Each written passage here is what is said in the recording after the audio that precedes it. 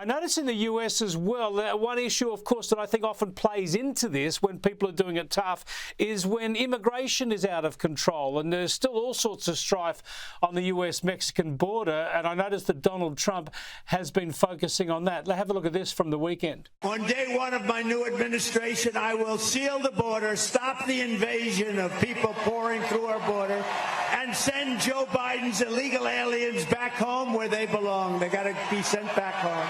Such a potent issue, Christian, such a worrying turn of events, but it does feed into this concern about the future of the country and the cost of living, doesn't it?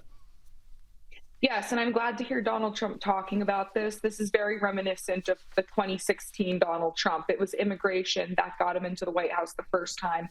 It's even a bigger issue now than it was then. And it's interesting to hear him talk about deportations. It's something he didn't really do mass deportations during his first term. He says he will next time, and that's something that a lot of Americans are hoping to actually see. 8 million or so illegal immigrants have been apprehended under Joe Biden. That's nearly the size of New York City, the biggest city in the United States. Here in Boston, where I live, we are way far away from the border, of course, and this crisis has come knocking on our door as well.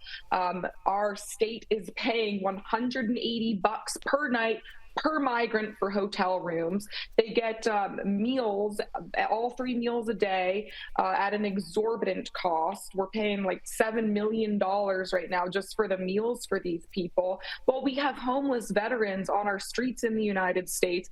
An extraordinary situation where you've got illegal migrants effectively shunted to northern cities now, as you say, many thousands of kilometres north of the border, and they're being put up in hotels.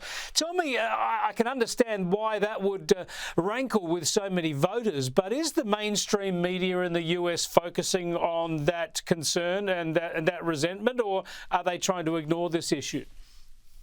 Well, of course they're trying to ignore it. They're not reporting on that. But it's something that the media almost doesn't have to report on for Americans to see with their own eyes what's going on. I mean, you can go to nearly any city in the United States, and it's a border city now. And this is impacting us in so many ways. It's not just the drugs. I mean, the drugs is a big part of it. It's the schools. The public schools are overflooded with non-English speaking students.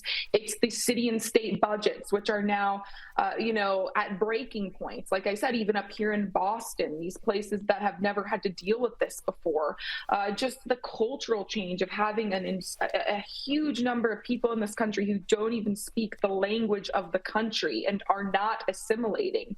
This is a crisis. And then, of course, there's the workforce, right? They're pushing Americans out of the workforce by taking jobs that would otherwise be done by U.S. citizens. So yeah, the media, of course, they're not really reporting on this, but people see it with their own eyes. They feel it. And let me tell you, Chris, on the coasts, I grew up on the East Coast. Nobody ever talked about illegal immigration here up until the last few years. I mean, this was a theoretical issue that took place far, far away. Nobody really thought, this would ever really impact us up here.